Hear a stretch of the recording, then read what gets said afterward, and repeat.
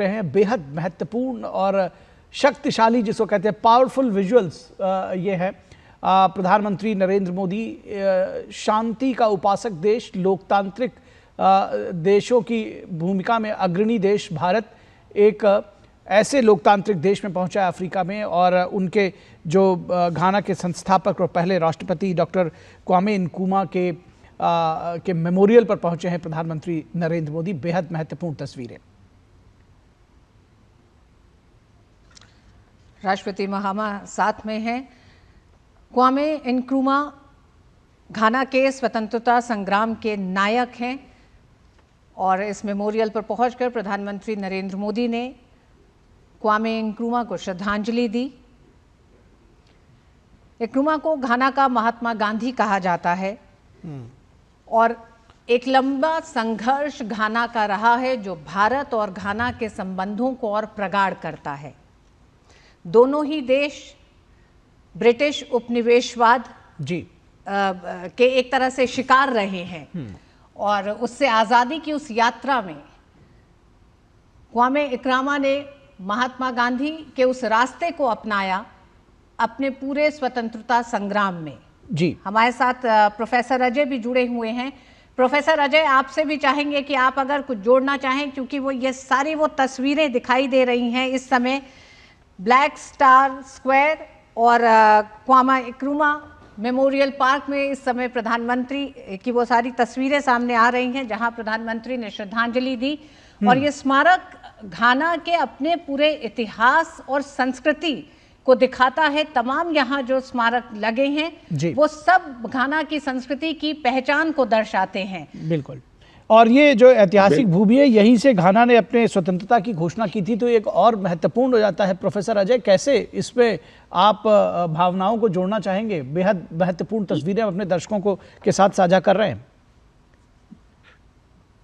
क्वामे नक्रूमा जी सिर्फ घाना के ही नायक नहीं, पूरे अफ्रीका के नायक थे। उन्होंने कभी भी शुरू में ये नहीं कहा कि घाना को इंडिपेंडेंस दो। वो सब दिन ये कहते थे कि पूरे अफ्रीका को आज़ाद करो और यूनाइटेड स्टेट्स ऑफ अफ्रीका होना चाहिए। पूरा अफ्रीका जो है वो ये जो उपनिवेशवादी ताकतें हैं, इन्होंने इनको 55 कंट्रीज में डिवाइड कर रखा था, और ये नहीं चाहते थे कि हम ये टुकड़े टुकड़े में आज़ादी ले। तो पूरी लड़ाई इन्होंने लड़ी कि एक साथ यूनाइटेड स्टेट्स ऑफ अफ्रीका बने।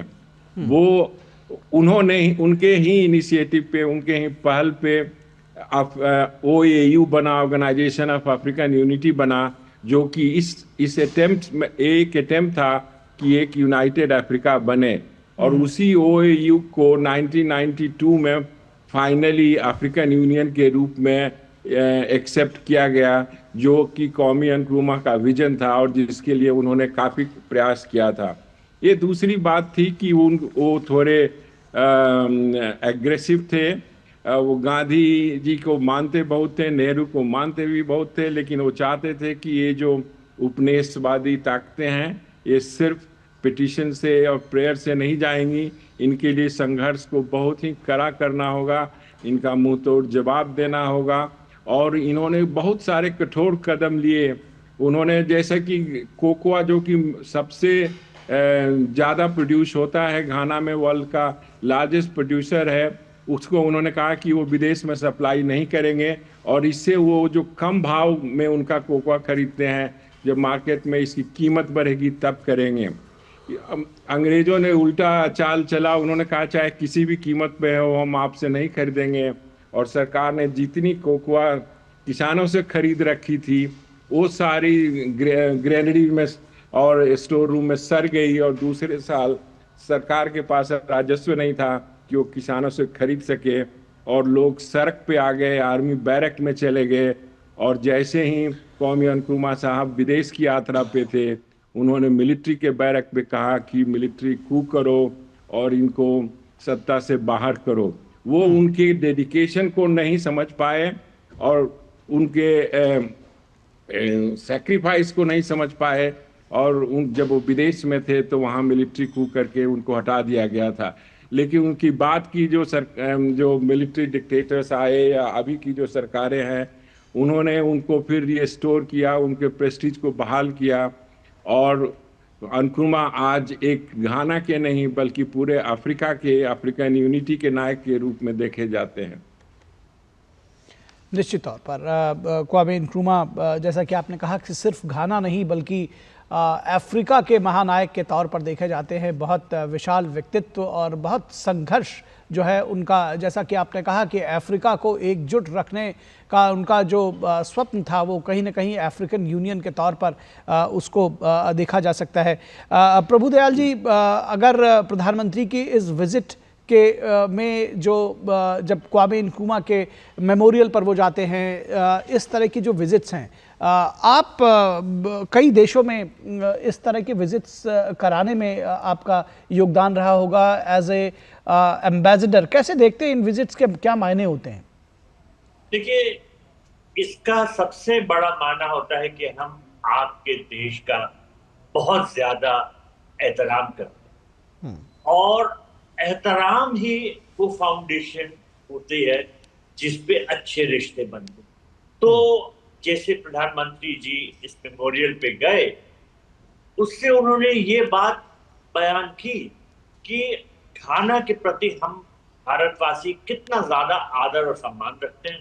आपके जो बड़े फाउंडर उनका हम दिल से उनका हम आदर और सम्मान करते हैं और यही बात दर्शाई गई। तो ये एक सिंबॉलिक चीज भी होती है और एक तरह से वो दोनों देशों के बीच में जो अच्छे रिश्ते पैदा करने की और कायम करने की कोशिश होती है, उस संदर्भ में ये बड़ा महत्वपूर्ण है।